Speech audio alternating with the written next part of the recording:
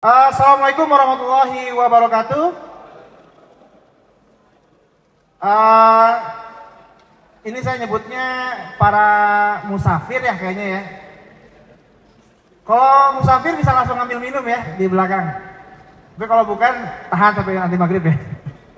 Oke, perkenalkan ya nama saya Ivan Fahri Muhammad.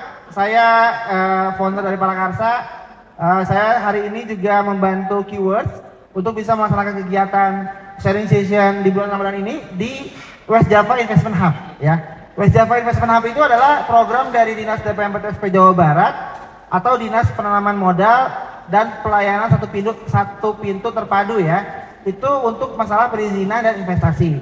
Nah kebetulan kami dari Startup Bandung berkolaborasi langsung dengan Dinas DPMPTSP di program WJIH X Startup Bandung atau sekarang nama programnya yang lagi berlangsung adalah Aksara Jabar ya, atau Akselerasi Wirausaha Jawa Barat gitu ya. Nah, saya di sini mewakili Startup Bandung dan juga teman-teman dari komunitas BIM mengucapkan terima kasih nih ya buat teman-teman yang udah hadir jauh-jauh. Mungkinnya ada yang dari luar kota Bandung. Dari mana Pak? Dari Jogja. Oh Sumedang, sorry. Sumedang. Wah, berarti ke sini dari jam berapa tuh? Jam 2 ya, alhamdulillah ya. Pasti kalau jaraknya udah lebih dari 100 km bisa langsung minum aja ya. Kecuali yang dari Jakarta ya, pakai bus. Oke, nah teman-teman, kenapa Keywords mengadakan kegiatan hari ini? Tentunya selain kami menginginkan teman-teman berkolaborasi bersilaturahim di hari ini, kami juga berharap teman-teman bisa terkoneksi langsung dengan layanan Keywords dan juga programnya Aksara Jabar gitu ya. Karena kemarin itu banyak yang hadir itu adalah UMKM. Jadi teman-teman yang produknya makanan, fashion. Nah, yang kita harapkan yang hari ini hadir adalah teman-teman yang di teknopreneurnya begitu ya. Walaupun mungkin masih ada yang UMKM nggak ada masalah, masih bisa daftar begitu ya. Oke, hari ini kita akan diskusi ya tentang AI in this economy gitu ya. Maksudnya apa sih Kang ya? Maksudnya adalah hari ini kan kita lagi zamannya efisiensi ya. Teman-teman di sini ada yang kena dampak efisiensi? Ini program pemerintah di seluruh Indonesia kena dampak efisiensi gitu ya. Akhirnya kita perlu ngobrol nih ya. Dan tentunya selain efisiensi juga ada perkembangan teknologi AI yang turut bersinergi ya di tahun ini gitu. Jadi udah sama efisiensi tapi harus pakai AI gitu ya. Nah ini gimana gitu ya yang harus kita hadapi karena hari ini kita kumpul nggak hanya dari komunitas, ada dari pelaku bisnis, ada dari venture capital, ada Hasan Visi ya. Makanya temanya Hexahelix. Berarti ada 6 entitas yang hadir hari ini dan akan disampaikan oleh nanti narasumber kita semua nanti dari Citcom ya, Kang Hori dan Mas Pran dari Sharing Session. Oke, sudah siap semuanya? Siap ya? Ini yang baru datang, mohon maaf nih, duduk dulu ya. Kalau bisa udah di depan ya. Kita mau mulai nih ya. Kalau udah lapar boleh ke belakang. Siap. Oke, kita panggil dulu ya. Yang pertama, Kang Bukhari dari Citsom dan CEO Employee ya. Silakan Kang.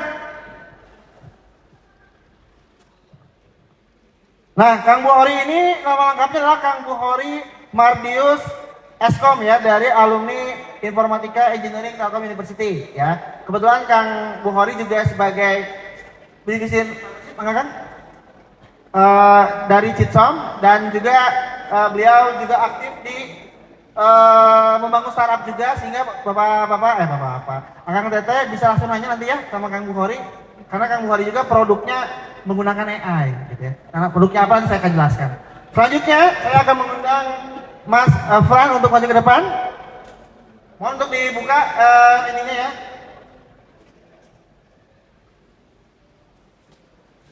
Sip. Nah. Siap.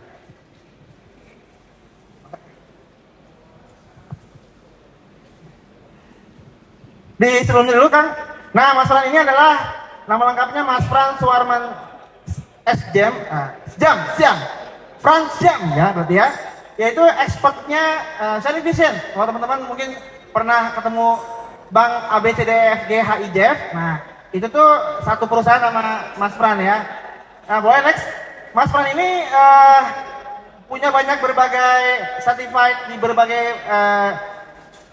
ahli di bidang data, dan juga kalau teman-teman ada yang pernah pakai ini nggak?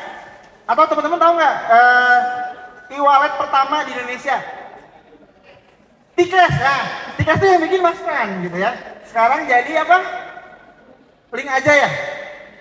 Nah, itu yang bikin Channel dan timnya Mas Pran. Jadi teman-teman, insya Allah kita akan ngobrol langsung sama expertnya dan teman yang membuat produk AI juga, gitu ya. Oke, udah siap semuanya? Oke, kita langsung mulai aja ya. Dari Kang Buhari dulu, atau Kang Hori ya tadi ya. Saya sedikit geser ini ya.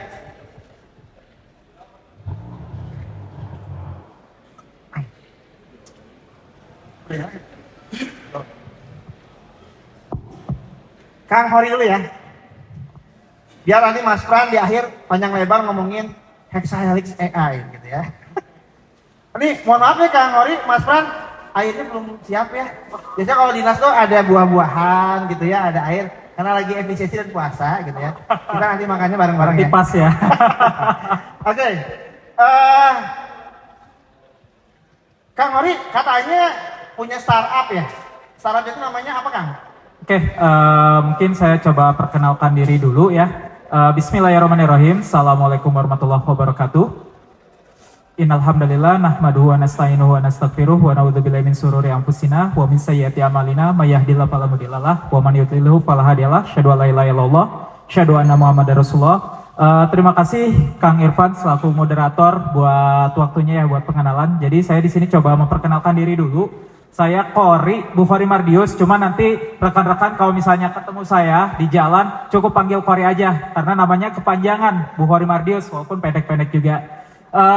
Saya sendiri sekarang mendirikan sebuah startup teknologi ya, teknologi HRIS, lebih ke buat absen karyawan, perhitungan gaji, learning, bahkan sampai performance, di mana memang branding kita dari awal ketika mendirikan Apploy ini adalah HRIS yang berbasis AI.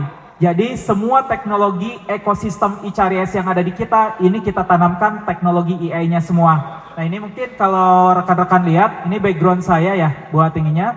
Jadi background saya sendiri emang dari 2021 kita mendirikan Apploy, dan alhamdulillah sekarang sudah dipercaya lebih dari 140 perusahaan untuk menggunakan HRIS kami. Seperti itu Kang. Oke, mantap teman-teman. Jadi Kang Hori ini sudah malang melintang ya di dunia IT atau software house gitu ya, dan sekarang punya produk namanya Apploy. Kang, Apploy udah kemana aja nih menyelesaikan permasalahan HR di Hexahelix yang kita akan bahas? Jadi kalau di Apploy sendiri kita ada banyak case sih. Awalnya memang ketika kita mendirikan Apploy ini kita fokusnya adalah untuk medium low. Jadi yang karyawan-karyanya mungkin 200-an ke bawah lah Kang buatinya. Tapi seiring berjalannya waktu ternyata banyak nih perusahaan-perusahaan besar juga mau pakai buatinya. Jadi kita salah satu company-nya ada dari perusahaan tambang, itu kayak Indodrill. Ini perusahaan tambang yang lumayan cukup besar yang domisilinya sebenarnya di Australia, tapi ada juga di Indonesia buatinya, dan kita ngehandle untuk di Indonesia, dan emang lagi ekspansi juga untuk yang di perusahaan tambangnya di Australianya sendiri. Terus juga kita sudah digunakan kayak misalnya di Dompet Duafa. Awalnya di Dompet Duafa pusat dulu, dan alhamdulillah sekarang kita sudah digunakan baik di pendidikannya, di 8 instansi pendidikan, rumah sakitnya ada 6, kita sudah menggunakan semua Apploy, dan masih banyak lagi, dan bahkan kayak PSSI, Persatuan Sepak Bola Indonesia, pakai Apploy juga, Garuda Store Indonesia, masih banyak lagi sih yang saat ini menggunakan Apploy. Memang kita coba cari keunikan, apa sih HRIS mungkin banyak ya sekarang di pasaran, mungkin ada yang si merah, si biru, dan lain-lain. Nah kita brandingnya di awal, gimana Apploy ini memiliki keunikan, kita integrasikan dengan teknologi AI. Kalau pemerintah udah ada yang pakai belum? Pemerintah paling kalau dari asosiasi tadi ya, buat PSSI, kalau yang lain tuh paling Badan Haji, Badan Keuangan Haji itu sudah juga. Berarti Kang Hori dan tim Apploy sudah terkoneksi ya dengan ekosistem Hexahelix. khususnya tadi industri besar ya, terus juga pemerintah PSSI, terus juga tadi dari NGO juga ada ya, Dompet Duafa. Kayaknya Kang Hori harus daftar si kertas nih kayaknya tadi. Udah daftar belum nih? Ya. Soalnya di DPM PTSP Jawa Barat ini banyak banget jejaring ke industri besar kan. Jadi nanti akan juga daftar aja tuh Aksara Jabar. Siap, insya Allah. Mungkin langsung connect ke Kang Jikro tadi ya. Karena si kertas ini menghubungkan teman-teman pelaku usaha dengan industri besar juga begitu. Ya. Oke Kang, lanjut Kang pertanyaannya ya. Ya. Nah, apa nih fitur utama employee sekarang yang katanya ada AI-nya gitu? Oke. Ini bener nggak katanya nih? Mungkin kalau misalnya startup sekarang kan banyak ya yang sudah mulai beradaptasi dengan AI. Salah satu challenging-nya untuk yang di AI sendiri itu harus reasonable dan explainable. Kadang ada yang startup sendiri itu dia mengaku buat teknologi AI sendiri, ternyata dalamnya connect ke misal ChatGPT atau connect yang lain. Nah, ini yang mungkin jadi etika lah buat di startup itu untuk bisa transparan. Teknologi apa sih yang mereka gunakan ya di AI-nya sendiri? AI itu belum tentu AI banget ya berarti. Betul, betul. Mungkin connect ke third party dan lain-lain. Nah, kalau di employee sendiri, kita ada bermacam-macam. Ada yang kita buat sendiri dan ada juga yang mungkin connect dengan third party yang seperti itu. Nah, apa aja mungkin yang original daripada yang employee sendiri, kita untuk teknologi yang udah dipakai, pertama ada face recognition. Jadi recognition, betul. Jadi kayak karyawan nih datang kantor absen, nggak perlu lagi pakai fingerprint. Kita udah cukup lewat handphone. Nanti sistem employee akan ngevalidasi wajahnya itu benar-benaran pemilik akun atau enggak.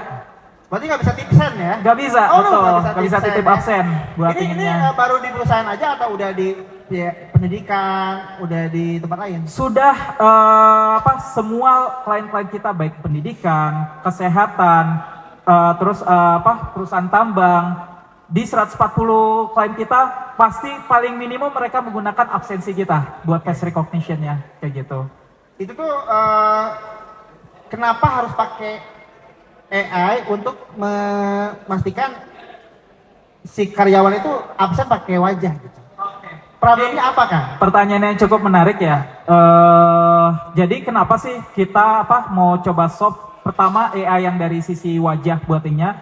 Karena mungkin kalau di setiap perusahaan tuh banyak ya behaviornya tuh beda-beda. Nah, salah satunya ini di perusahaan tambang. Biasa kalau tambang itu, kalau misalnya ada tambang di desa A, yang akan di-hire oleh klien-klien kami itu warga sekitar pasti biasanya. Betul. Nah, akamsinya ya? Betul. Nah, dari warga sekitar ini pasti ada namanya semakin canggih teknologi, semakin pintar juga orang pingin mengakalinya buat inginnya. Nah, salah satu pain problemnya gimana mereka itu benar-benar bisa ngevalidasi benar nggak sih ketika dia masuk kerja di lokasi tambangnya tersebut itu orangnya beneran dia buatinya. Nah, disitulah kita coba solve problemnya tersebut menggunakan face recognition kita. Nah, pertanyaannya, Mas bisa nggak kalau misalnya tiba-tiba nanti pakai foto? Kan biasa aja dia pakai foto terus tempelin kayak gitu. Nah, makanya di sini kita AI-nya ini menggunakan 3D vision. Jadi nggak bisa nih kalau misalnya cuma kertas kayak gitunya. Kanan kiri gitu gerak gitu ya. Betul. Salah ngap gitu ya. Yes. Gitu ya. Oke. Itu salah satu teknologi AI yang ada yang kita kembangkan dan masih banyak lagi sih kayak misalnya buat potensi analitik di sistem performance-nya karena kita punya sistem performance smart performance di mana dari OKR dan 360 degree-nya itu akan kita analisis, nanti sistem akan merekomendasi ini loh orang-orang yang siap untuk naik jabatan, ini loh orang-orang yang harus belajar learning lagi sebelum dia siap untuk ke next step-nya, seperti itu. Oke, teman-teman mungkin cukup dulu ya, kita kenalan sama Kang Hori tadi tentang siapa Kang Hori dan juga apa yang lagi dikerjakan dan sudah memberikan dampak apa saja. Ternyata buat teman-teman yang ada di desa yang tambangnya di pedesaan itu biar akamsinya nggak asal masuk gitu ya. Yes, dan betul. nggak ada yang nagih THR gitu ya maksudnya. Lagi rame ya itu ngirim-ngirim surat ormas gitu ya. Jadi kalau mau ngirim ormas mau ngirim THR harus pakai AI face recognition ya, supaya biar ya jadi takut ya dan nanti ujung-ujungnya performa perusahaannya jadi makin meningkat seperti itu ya. Betul. Oke, teman-teman itu dulu sebenarnya kita akan geser ke Mas Pran.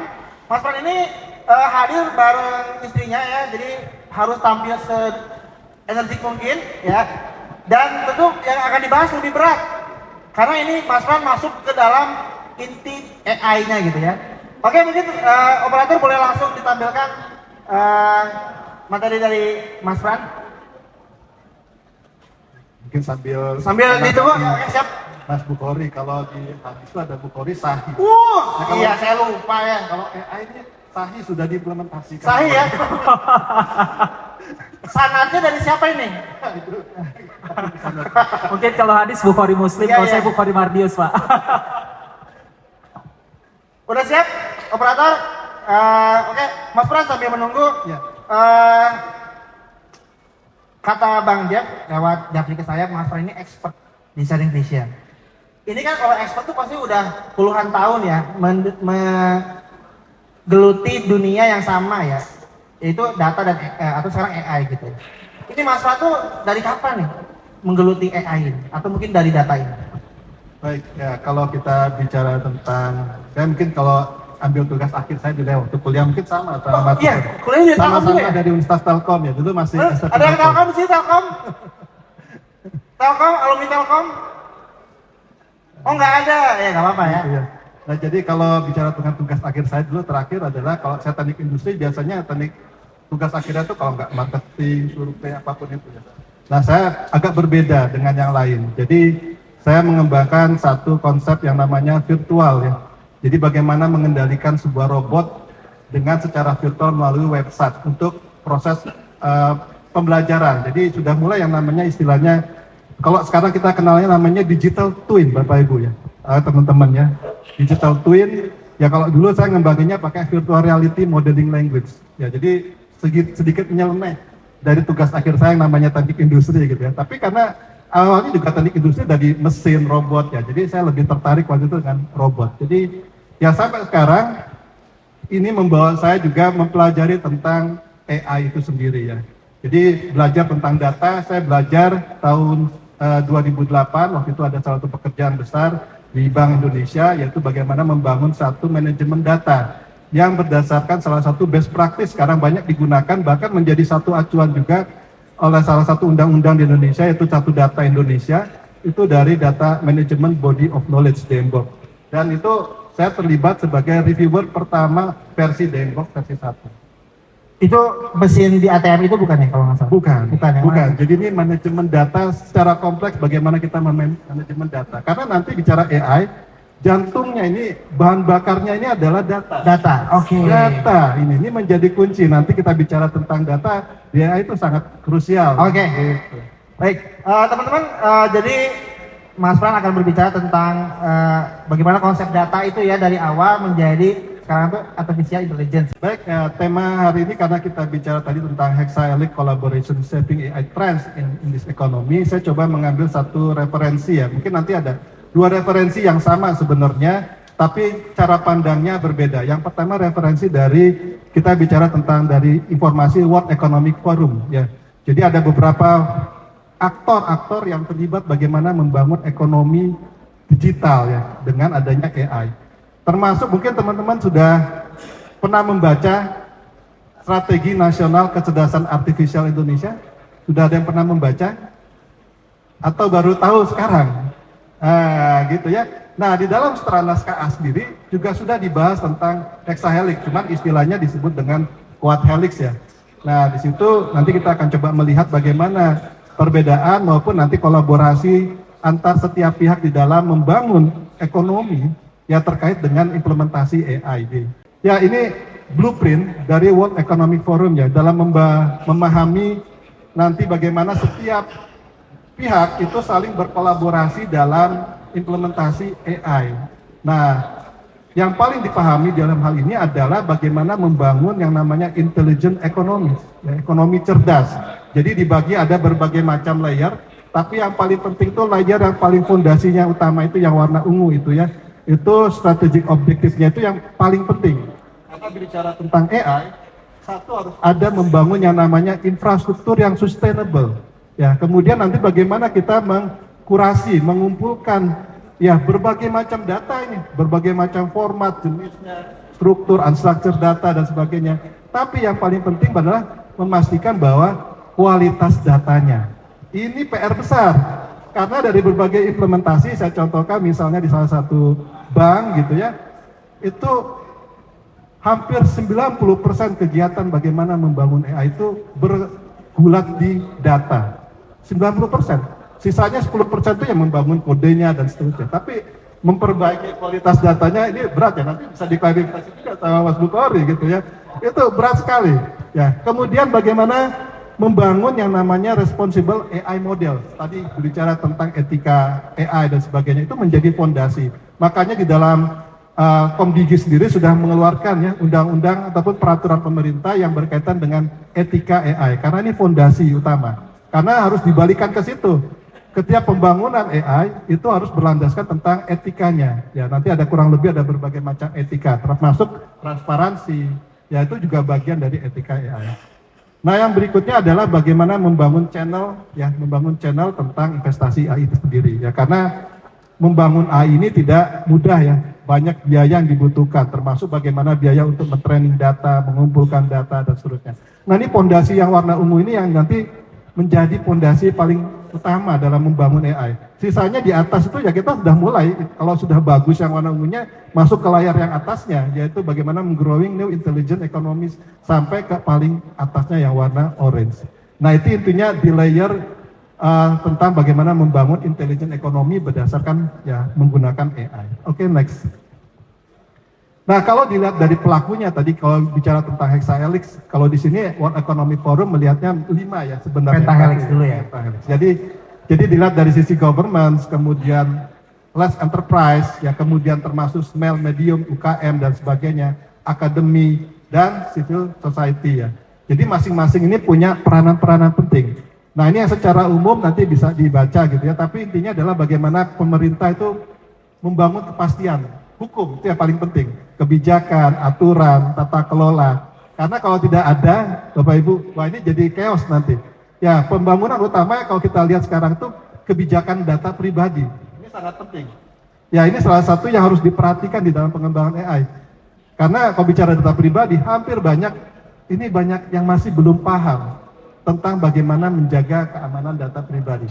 Ya, masih banyak ya isu-isu data pribadi bocor dan sebagainya. Bagaimana mengumpulkan, banyak yang tidak beretika. Gitu ya. Nah, intinya bahwa government atau pemerintah punya peranan penting menjaga terkait dengan bagaimana implementasi AI di Indonesia, itu pertama. Nah, kalau yang large enterprise, pada intinya bagaimana dia bisa memberikan contoh. Ya, bagaimana implementasi AI-nya itu bisa memberikan dampak, terutama ya kalau kita bicara manfaat. Bagi usernya ya. Iya, manfaat AI-nya ini harus bisa dirasakan, jangan cuma sekedar hype aja ya gitu ya. Karena banyak teknologi yang sifatnya hype. Dulu ada banyak metaverse. Wah, itu akhirnya kita nggak bisa mengukur tuh investasinya dikeluarkan tuh berapa gitu ya. Termasuk sebenarnya kalau kita bicara AI ini masih banyak yang mengukur apakah investasinya ini bisa dirasakan atau tidak. Nah, makanya banyak pendekatannya itu kalau di Stranas KA, pendekatannya adalah bagaimana melihat dari demand. Ya, demand-nya tuh apa? Sehingga kita bisa mengembangkan AI yang tepat guna. Itu intinya. Oke, next. Nah, ini kalau kita lihat dari Stranas ya. Jadi kalau teman-teman sudah membaca Stranas KA, di situ lebih komplit lagi kalau kita bicara kolaborasi antar seluruh pihak ya. Industri, sektor mana yang paling penting dan sebagainya. Nah, ini harus dikembangkan. Nah, ini menjadi salah satu fondasi referensi bagaimana kita mengembangkan AI di Indonesia ya. Nanti bisa dipelajari lebih lanjut, tapi next kita lanjut. Nah, intinya peran-peran faktor di dalam strategi kecerdasan nasional Indonesia ini ada 5 juga sebenarnya. Jadi masing-masing itu baik industri, pemerintah, akademi, komunitas, harus ada yang namanya orkestratornya di tengah, yaitu Korika ya. Dia fungsinya sebagai governing maupun pelaksanaan atau executing ya. Jadi semua pihak ini harus ada orkestrasinya, kalau enggak masing-masing bergerak sendiri-sendiri. Nah, ini yang tidak boleh gitu ya. Akhirnya kita nggak jelas nih tujuannya seperti apa. Ya, kalau kita kan sekarang supremasi negara itu sekarang dilihat dari pengembangan AI. Kalau kemarin Amerika keluar adanya OpenAI dan seterusnya, tiba-tiba muncul China dengan DeepSeek, wah heboh langsung. Wah, sebenarnya yang kita tunggu itu adalah Indonesia ini keluarnya apa gitu ya. Justru harus keluar dari teman-teman UKM nih apa yang tepat guna sehingga ya ini skala manfaat AI ini bisa dirasakan gitu ya. Ya, jadi tidak sekedar hype tinggi gitu ya, bahkan ya ini menjadi apa ya, isu politik gitu ya. Oke, next. Nah, kalau ditanya implementasi AI ini di bidang sektor apapun, intinya banyak, mau di healthcare, banking, finance, travel, itu banyak sekali use case yang bisa dikembangkan. Tapi intinya adalah ada yang di tengah kotak itu. Ya, automation, data analysis, insight, intinya berkutat di situ saja, tapi use case-nya bisa bermacam-macam gitu ya. Mau predictive analytics, mau bicara tentang penggunaan AI untuk maintenance dan lain sebagainya, semua berkutat di kotak itu. Tapi use case-nya bisa berkembang kemana-mana gitu ya. Nah itu banyak, silakan dilihat nanti kira-kira di industri rekan-rekan gitu. Kira-kira use case apa yang tepat, nah atau bisa nanti berkonsultasi langsung dengan Mas Kori gitu ya. Oke, next. Nah, kalau kita lihat dampak dari penggunaan AI ini apa? Intinya bagaimana tadi bisa memberikan intelligent ekonomi tadi, yang ujungnya adalah pertumbuhan ekonomi, ya, monetisasi, pertumbuhan profit, pertumbuhan inklusif, maupun yang kalau kita lihat tidak hanya sekedar manisnya ya, tapi juga kita harus lihat bahwa dampak AI itu akan punya risiko. Ya, karena manusia ini tetap harus menjadi senternya tetap manusia. Ya bagaimana kita harus bisa mengendalikan AI ya. Karena nggak mungkin ya istilahnya kita membiarkan AI-nya begitu saja, tidak. Karena masih banyak ya, kalau kita lihat tren yang bilang bahwa nanti akan ada singularitas teknologi dan lain sebagainya, itu masih jauh-jauh. Intinya adalah bagaimana nanti dampak terkait positif AI maupun yang negatif ini tetap kita harus perhatikan gitu ya. Next. Nah ini kalau kita lihat dampak negatif ya, masih banyak di beberapa perusahaan tuh sudah kena konsekuensi ya, masalah inakurasi, ini kembali lagi ke data.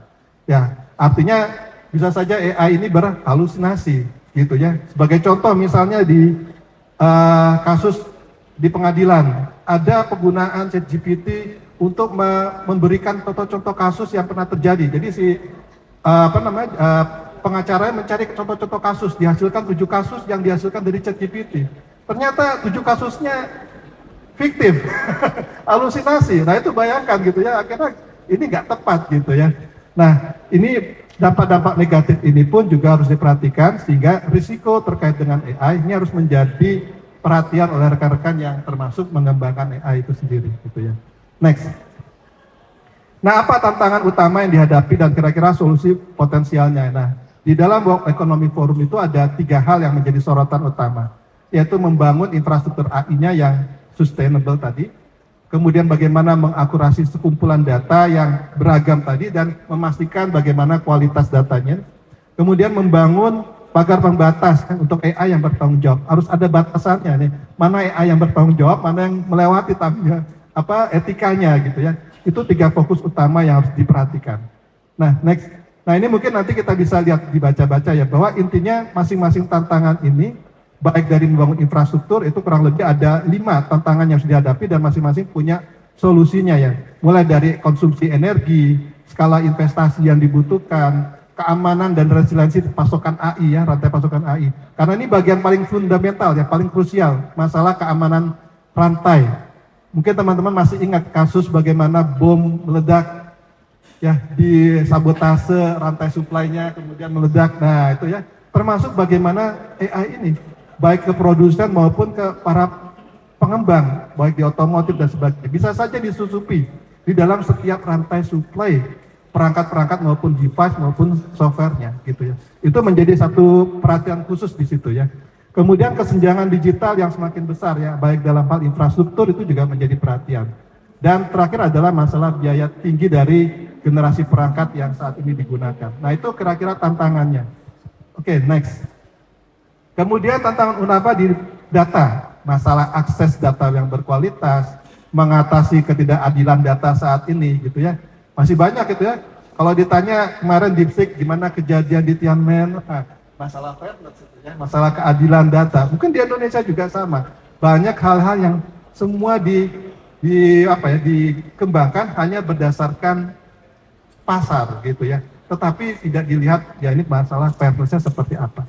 Kemudian meningkatnya kesadaran akan kepemilikan data. Data ownership ini menjadi penting. Ya karena data-data yang diambil dari AI dikumpulkan itu nanti akan berdampak juga ke masalah hak nanti.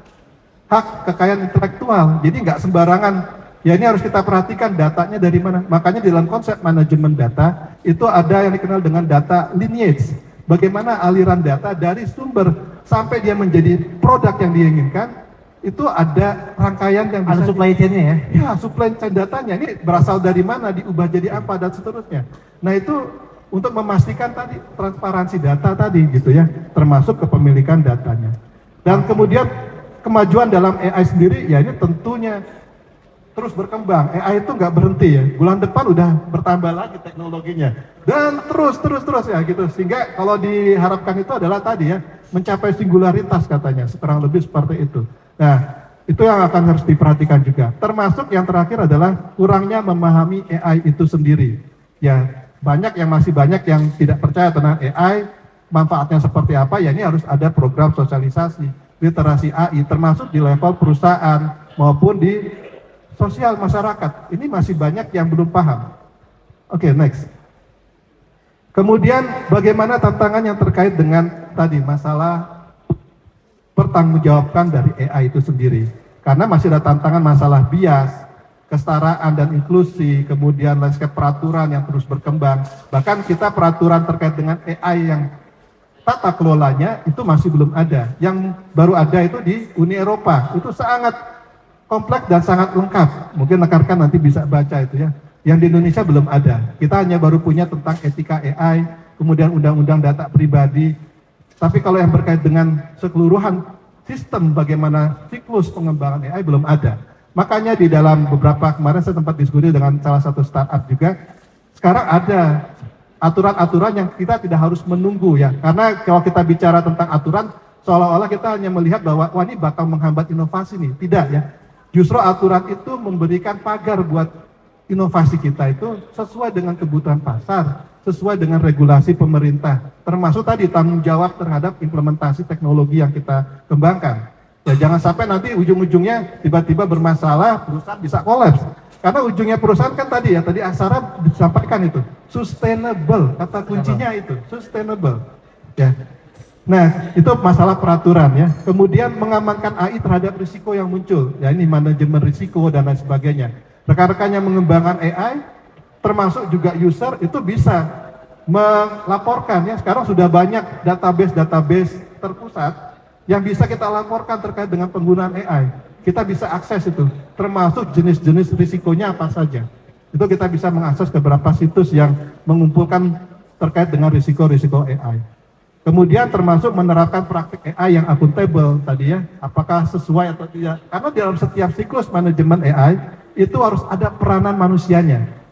Ya, mulai dari tahapan awal sampai terakhir. Pasti ada manusianya. Ada manusianya. Ya untuk memastikan, jangan-jangan nih masukkan kode yang nggak benar dan lain sebagainya. Nah, itu harus dipastikan gitu ya. Nah, yang terakhir adalah masalah haki tadi ya, hak kekayaan intelektual. Ya, kurang lebih itu tantangan utama. Oke, next. Nah, ini kalau kita lihat responsible AI, Indonesia itu masih peringkat ke-67. Jadi ini PR sebenarnya. Jadi artinya pengembangan AI di Indonesia ini harus benar-benar diperhatikan. Ya tadi kalau kita lihat ada standar nasional maupun standar internasional, paling tidak perusahaan yang mengembangkan AI bisa mengadopsi standar yang ada yang sudah dikembangkan saat ini. Misalnya standar ISO 42001 gitu ya. Itu untuk sistem AI. Atau yang terkait dengan governance-nya bisa menggunakan standar ISO 38507. Itu bisa menjadi bahan checklist apakah AI kita sudah komplit atau tidak. Karena peraturan pemerintah masih dikembangkan, jadi belum jadi gitu ya. Sembari kita menunggu itu, paling tidak kita sudah comply dulu dengan peraturan-peraturan internasional tadi. Karena standar-standar internasional itu dipakai juga, baik itu di Undang-Undang Uni Eropa maupun di peraturan yang lainnya, gitu ya. Next. Nah ini tantangan utama kalau di Stranas kurang lebih ada 11 tantangan yang solusinya pun juga ada 7 gitu ya. Intinya bahwa tetap hampir mirip masalah kualitas data, terus roadmap, implementasi, insentif pajak dan lain sebagainya. Itu menjadi tantangan yang ada di Indonesia ya, kurang lebih seperti itu. Oke, next.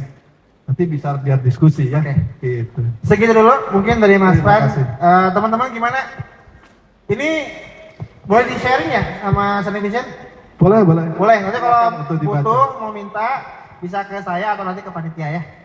Karena ini kebetulan Sunny juga lagi bikin konten sekalian nih Mas Pran ke depan tuh nanti tampil di YouTube ya, bisa nonton lagi nanti ya. Silakan. Bisa cek ya di YouTube-nya Sharing Vision. Oke, lanjut nih. Saya ke Mas Hori dulu nih, bentar ya. Mas Pran karena udah panjang banget tadi. Mas Hori, Kang Hori ya. Kang Hori, itu benar semua nggak yang disampaikan Mas Pran? Itu benar semua. Kalau yang aku lihat tadi, apalagi kan penerapan AI di perusahaan buatinnya, ini benar banget. Salah satu concern kita ketika waktu dulu membuat teknologi AI yang kita buat sendiri ya, karena kan tadi yang seperti aku sampaikan, kita ada yang buat sendiri, ada juga yang connected third party. Nah, PR yang paling besar adalah untuk mengkolek data-data yang berkualitas. Itu yang menjadi PR banget buat kita. Dulu ketika kita ngebuat face recognition, kita sangat kesulitan nih. Bagaimana sih wajah orang itu, kita kan ada sekitar 25.000 ya, sekarang user buat yang menggunakannya. Ketika datanya itu sama semua, buat tingginya wajahnya ini, pasti kan sistem bingung. Ini usernya yang mana nih, buat tingginya. Nah itu kita analisis, researchnya itu sampai tahun 2 tahun lah. Benar-benar itu bisa sesuai dengan kebutuhan yang ada di lapangan. Sampai Mas Batinya. data ras juga nggak? Wajah rasnya gitu, ras Ya, Jawa, kita gitu, kayak Australia gitu. kita langsung ngedetect kayak gitu. Bahkan dengan teknologi AI face recognition kita bisa tahu nih orang A ini kapan sih dia ketika happy, kapan dia ketika sedih, ketika cemberut. Kadang kan yang kita ngeliat di lapangan ada orangnya tuh wajahnya tuh wajah galak, tapi sebenarnya dia lagi happy. Nah itu kan kita harus tahu bagaimana sih keadaan orang itu happy, wajahnya tuh seperti apa ketika dia marah, per orangnya. Per orangnya. Berarti data yang berkualitas itu unik per personnya ya, yang dan tidak boleh sama dengan user yang lain. User yang lain, betul. Jadi memang kalau di employee sendiri kita kita golongkan per datanya itu per orang buatingnya. Terus juga buat analitik kita golongkan per company-nya masing-masing. Jadi ada per orang sama per company-nya. Berarti Kayak ada gitu. clustering tadi ya, tadi Betul. disebut juga ya, Yes. pengelompokan data gitu ya. Teman-teman, kebayang ya bikin data tuh, bikin AI ternyata dimulai dari breakdown seperti apa akar datanya itu ya, yang itu akan jadi cikal bakal dan nanti menjadi data yang berkualitas seperti itu. Betul. Oke, kita lanjut lagi ke Mas Pran. Mas Pran, tadi tuh saya penasaran tentang perjalanan Sharing Vision ya, dan dimana Mas Pran juga ternyata tugas akhirnya adalah tentang data itu ya. Nah, Sharing Vision sendiri melihat AI itu seperti apa? Karena kan Sharing Vision sebagai konsultan, sebagai edukator juga, itu perannya di mana? Sharing Vision sendiri kita konsultasi maupun juga terkait dengan pengembangan. Mungkin teman-teman mungkin saya sampaikan saja gitu ya. Jadi salah satu kontribusi Sharing Vision juga di dalam AI itu membantu salah satu bank, mungkin teman-teman kenal atau mungkin pakai gitu ya, namanya Sabrina. Sabrina. Dari BRI. Yang saya tahu Brimo. Oh ini ada Sabrina, ini Ada, apa ini? Sabrina. Ini AI-nya ya? Bot, iya. Oh chatbotnya Sabrina. Harus ada berinya ya? Gitu ya. Termasuk juga banyak membantu di Bank BRI terkait dengan fraud, analitik, dan lain sebagainya. Jadi kita juga mengembangkan, jadi tidak hanya sekedar teori, tapi praktisi terkait juga pengembangan AI-nya, termasuk juga bagaimana tadi ya, saya fokus di tata kelola, governance dan manajemen risiko. Nanti ada tim lagi yang berkaitan dengan security, ada lagi timnya. Ada tim yang berkaitan dengan pengembangan yang sifatnya teknis, kita lengkap timnya. Jadi hampir di Jakarta itu hampir 100-an lebih ya, teman-teman di Sharing Vision itu yang berkutat di dalam Yang saya pengembangan. lihat di konten itu ada 250 orang. Lebih kan? Itu semua karyawannya Sharing Vision, di AI semua itu data semua. Ya intinya mereka bisa mengembangkannya. Berarti supply chain-nya udah jalan di Sharing Vision. Sudah. Wow, keren banget. Gitu. Ini ada lowongan kerja nggak sekarang? Oh. Nanti tunggu Mas Jeff biasanya. Oh, nunggu Mas Jeff ya? Mas Jeff lagi ikut outdoor ya? aja di Instagramnya Sharing Vision atau di LinkedIn-nya Sharing Vision, itu pasti selalu ada pengumuman itu biasanya. Ya. Teman-teman yang mau ketemu Bang Jeff ya lagi OTW pakai bus ya. Kalau mau nanyain lowongan kerja ke Bang Jeff ya nanti ya. Oke, oh, sorry. Ke Kang Hori lagi. Kang Hori, ini kan teman-teman ada yang pelaku usaha juga, ada yang mungkin juga talenta juga gitu ya. Ini ada ini nggak ya? Dari employee itu ada insight nggak nih ke depannya? Kita tuh harus mengejar AI ini seperti apa? Atau bahkan sekedar mengimplementasi di hal yang kecil itu seperti apa? Karena saya kira ini AI udah nggak terbendung lagi ya gitu ya. Bahkan tadi bisa mencapai titik singularitas gitu. Nah dari employee sendiri apa yang dilihat ke depan dalam waktu dekat nih? Apalagi sekarang efisiensi pemerintah mengharuskan kolaborasi untuk menciptakan satu program baru. Nah itu seperti apa yang Kang Hori lihat? Oke, ini pertanyaan yang lumayan cukup menarik Kang buatinya. Jadi beberapa waktu lalu aku sempat dikontak sama teman aku dulu di Tokopedia. Jadi sebelumnya aku pernah di Tokopedia. Oh pernah kerja di Tokopedia atau Betul. pernah belanja di Tokopedia? Pernah bekerja di Tokopedia bekerja dan di dulu Tokopedia, ngebuat ya. teknologi AI juga buat di Tokopedia buat fraud analytics seperti Wow. itu. Nah, salah satu yang mereka tanyakan ke aku adalah, Mas, kira-kira ada kenalan gak sih orang-orang yang bisa jago prompting? Orang-orang yang jago prompting, jago betul. merintah ya. Soalnya, karena kan sekarang mungkin di 2 tahun ini kita sangat heboh ya dengan generatif AI, apalagi dari OpenAI, dan kemarin kita habis kena bombardir juga dengan yang dari Cina DeepSeek buatinya. Nah, di mana dari mereka ini butuh sebuah analitik yang benar-benar akurat, di mana mereka punya big data, dari big datanya tersebut pingin bisa menghasilkan sebuah data analitik yang lebih tepat dengan kebutuhan perusahaan. Nah, ini dari Tokopedia sendiri kemarin tuh hampir nge-share ke kita, mereka siap buat yang fresh graduate itu bahkan sampai 10 juta, baru fresh graduate loh buatingnya. Oh ininya take home pay-nya segitu. Take home pay-nya buatingnya. Nah, ini yang salah satu yang aku ngeliat, wah berarti dalam waktu dekat ini mungkin Pro Master ini mungkin jadi salah satu jenjang karir yang lumayan cukup menjanjikan nih ke depannya, seperti itu. Dan juga sekarang ini kan lagi happeningnya juga ya dengan agentic AI, di mana semua bakal muncul nih AI mikro, di mana nanti bakal ngebantu nih pekerjaan yang perusahaan. Bahkan kayak Elon Musk sendiri kan sekarang lagi ngembangin agentic AI, di mana taksi itu udah nggak pakai supir lagi. Sudah ya, di Cina sudah. Di Cina sudah, betul. Nah ini pasti kedepannya ini akan sangat happening ya agentic AI seperti itu buatinya. Makanya sih saran aku emang kalau misalnya kita nih selaku pengguna itu harus bisa menguasai nih tentang generatif AI sendiri itu seperti apa, dan bahkan udah mulai ada jenjang karirnya juga di perusahaan-perusahaan seperti itu. Dan bagi pelaku startup atau pelaku bisnis yang mau mengembangkan teknologi, mungkin saran aku bisa mengadaptasi juga dari AI, tapi perlu diperhatikan AI-nya tersebut benar-benar bisa membantu masyarakat banyak ataukah tidak. Ini cerita lucunya, banyak teman-teman aku yang pelaku startup itu pingin mengadaptasi teknologi AI, tapi pas aku tanya teknologi AI apa yang pingin diadaptasi, mereka sendiri masih kebingungan. Mereka cuma bilang, oh yang penting ada teknologi AI bisa unik di pasar. Wah nggak bisa kayak gitu juga kalau misalnya saya ngelihat, karena percuma teknologi kita bagus, teknologi kita mungkin yang terkini, tapi tidak bisa nge-solve problem-problem yang ada di masyarakat sekitar. Seperti itu sih. Oke, berarti tadi ada bocoran dari Info A1 ya. Info A1, skill prompting itu dibutuhkan banget ya. Karena itu basicnya mungkinnya untuk menggunakan AI gitu.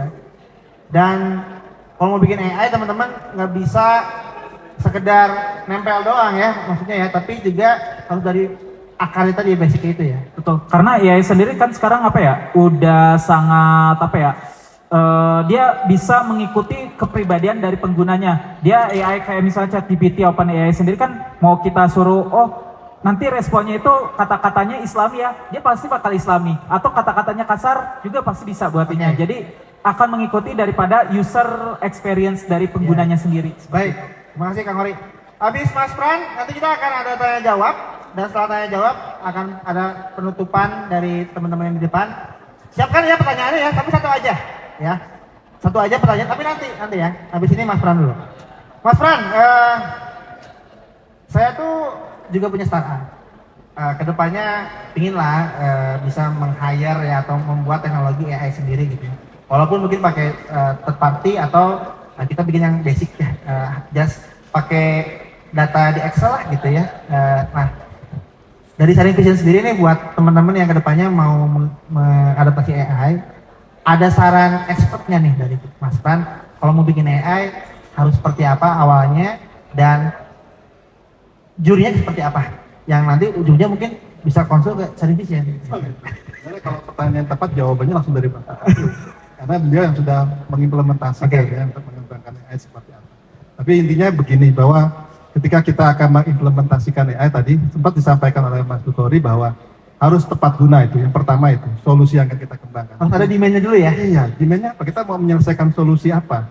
Karena kalau trennya AI itu kan based on jobs ya. Jadi sebenarnya kalau kita banyak pekerjaan di kantor gitu ya, itu kalau kita bisa mendetailkan job apa gitu, tugas-tugas apa, itu sampai sedetail mungkin. Sehingga mana tugas-tugas yang bisa digantikan AI, kan gitu ya. Atau bisa dioptimalkan dengan AI, sehingga tadi masalah efisiensi, optimalisasi, oh ini tercapai. Jadi harus ada purpose-nya dulu, gitu ya. Purpose-nya apa kita mau menyelesaikan? Ya kalau itu ada tepat guna tadi, ya pasti kita sudah mulai langsung ke langkah berikutnya. Ya, langkah berikutnya kita mulai mengembangkan sistem AI yang sesuai best practice ya, paling tidak itu tadi ya. Setiap siklus itu ada peran manusianya, ada penanggung jawabnya. Gitu ya. Jadi harus ada comply. Ya paling tidak mengadopsi satu standar, tinggal buat checklist ya. Karena aturan tadi saya katakan bahwa di Indonesia belum ada, ya kita harus penuhi. Termasuk yang paling krusial karena undang-undangnya sudah jalan, UU PDP. Karena kalau melanggar, konsekuensi paling fatal adalah ditutup Usahanya. Iya, selesai. Itu.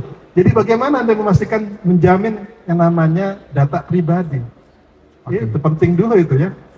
Karena dulu waktu undang-undang GDPR muncul di Uni Eropa, hampir banyak seluruh startup itu tutup karena tidak mampu memenuhi regulasi tersebut. Memenuhi itu tidak cukup datanya, Pemenuhan compliance-nya, klausulnya itu ya. Klausulnya. Itu berat. Mungkin rekan-rekan baca UU PDP aja tuh berat banget itu ya. Oke. Gitu. Berarti harus siap dengan compliance yang kedepannya nanti akan ada peraturannya.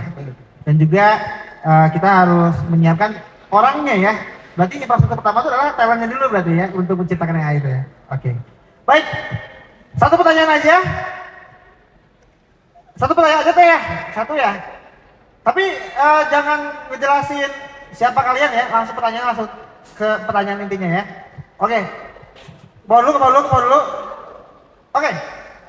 Akang ini yang pakai baju putih. Mungkin mic-nya saya pinjemin dulu.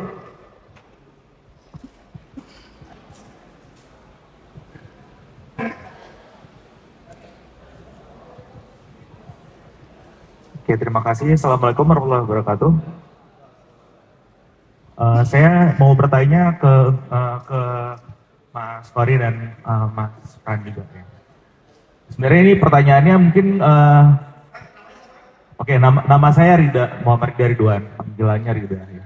Dipanggil apa? Rida. Rido. Oke. Oh Rido. Ya, Rido. ya. Ya. Rido dari mana Kang? Ya? Dari mana? Saya dari komunitas WordPress Indonesia. Komunitas? WordPress Indonesia. WordPress, Ya. oke. Siap, langsung Kang pertanyaannya. Oke, mungkin ini pertanyaannya itu yang mungkin masih banyak ditanyakan sama orang juga ya tentang AI. Meskipun AI udah lama juga nih, tapi pertanyaan ini masih selalu diperdebatkan gitu. Kalau dari kedua narasumber ini, apakah ada saya ingin tahu bagaimana ininya ya, bagaimana tanggapannya gitu, pandangannya tentang apakah nanti suatu saat nanti AI itu akan benar-benar bisa menggantikan posisi atau pekerjaan manusia seperti itu. Kalau saya sendiri mungkin memang punya pandangan sendiri, tapi saya juga ingin tahu dari pandangan dari kedua narasumber tersebut. Makasih kalau gitu. Oke, ini kayaknya pertanyaannya sering ditanyain juga ya di berbagai forum ya.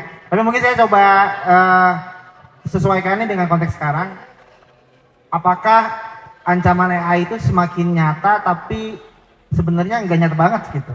Karena kita sebagai manusia justru akan tergantikan katanya gitu ya. Tapi ini dari sudut pandang Kang Hori ya dan Mas Pran, tapi berdasarkan pengalaman di lapangan, apakah AI benar-benar menggantikan manusia atau tidak? Ya. Oke, mungkin aku izin menjawab. Tadi pertanyaannya sangat menarik ya, apakah ya ini bakal menggantikan SDM sih nanti ke depan buatnya? Pertanyaannya ini mau nggak mau pasti akan menggantikan. Kalau dari sudut pandang saya, pasti akan meninggalkan. Ini berapa persen kan? Enggak, tapi justru yang akan tergantikan ini, yang manusianya ini, yang SDM-nya bisa lebih ke yang pekerjaannya yang lebih manusiawi lagi. Seperti itu kalau dari sudut pandang Kayak misalnya contoh kalau teknologi yang di kita, Salah satunya adalah gimana sistem kita ini bisa menghitung penggajian karyawan secara otomatis buatinya. Menghitung penggajian karyawan secara otomatis Berarti yang buatinya. digantikan siapa tuh? Yang biasanya kalau di perusahaan itu tim finance ya yang ngurusin pajak pertama, terus juga buat yang ngurusin buat gajian. Ini sebenarnya mereka udah digantikan, tapi yang saya lihat dari klien-klien saya itu justru yang duanya ini bisa dikembangkan lagi ke sistem soft skill SDM yang lainnya. Kayak misal dia bisa berfokus gimana sih karyawan-karyawan itu biar bisa increase gajinya nanti ke depannya buatnya. Mereka bisa lebih nganalisis ke memproyeksikan. Betul. Oke. Dan juga kalau misalnya kita bicara apakah akan tergantikan, pasti nanti ke depannya akan digantikan secara bertahap. Nah, PR kita sekarang adalah untuk meningkatkan soft skill.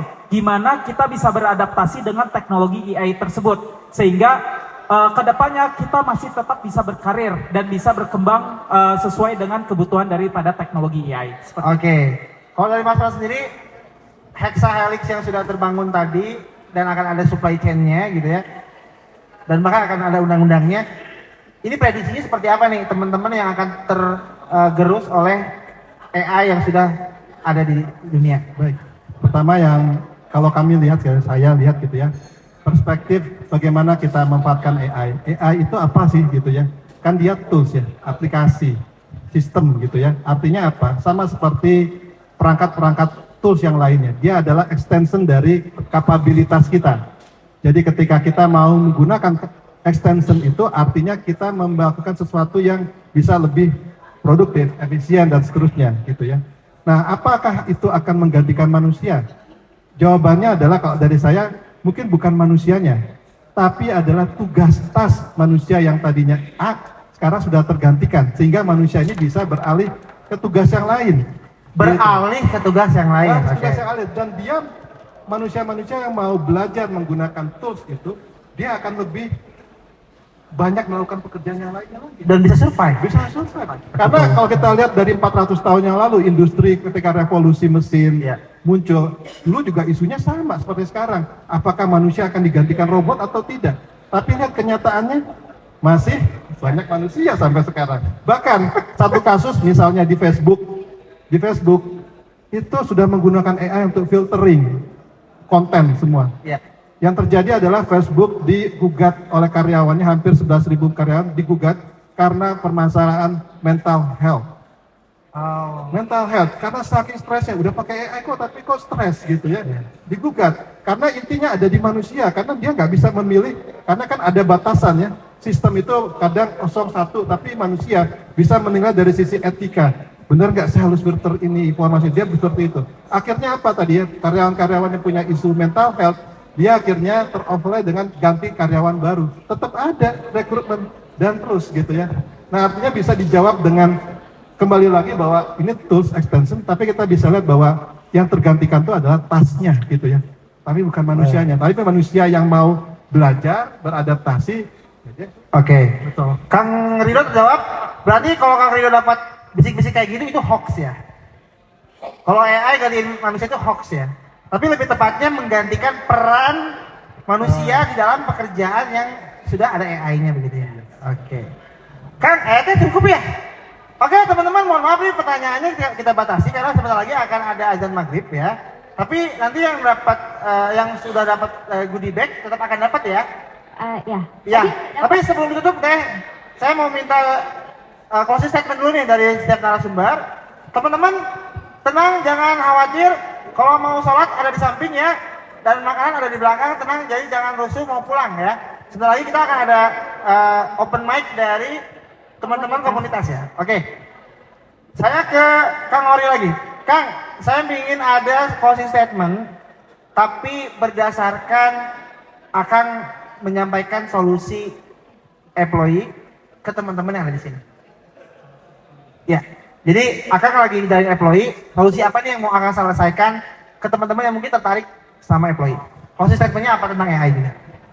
Jadi employee sendiri kita berdiri gimana caranya karyawan-karyawan itu bisa bisa lebih produktif, bisa lebih manusia itu dia pekerjaannya lebih manusiawi kalau yang kita garap ya buatnya, karena mungkin kayak pekerjaan-pekerjaan yang repetitif, pekerjaan-pekerjaan yang bisa dibilang ini bisa dikerjakan loh oleh sistem, ini bisa bisa diakomodir oleh employee sendiri. Jadi kalau saran dari aku sendiri emang kita harus sudah mulai meningkatkan soft skill kita, terutama dalam sisi AI. Karena kalau misalnya kita tidak bisa mengikuti zaman, tidak bisa mengikuti soft skill yang udah ada sekarang, kita akan ditinggal sama orang-orang yang sudah belajar lebih dulu, seperti itu. Oke, terima kasih Kang Hori atas waktunya. Dan sekarang terakhir ke Mas Fran. Mas Fran sebagai expert dan mungkin teman-teman juga akan kedepannya akan jadi expert juga gitu ya. Ini sebagai sudah lebih dulu lahir dan lebih senior gitu ya di dunia data dan AI. Apa nih wejangan teman-teman, buat teman-teman khususnya juga sekarang lagi bulan Ramadan gitu ya, dari Mas Fran. Oke, baik. Sebenarnya hampir tadi saya sampaikan, kalau di sharing vision itu kalau kita bicara tentang sharing vision gitu ya.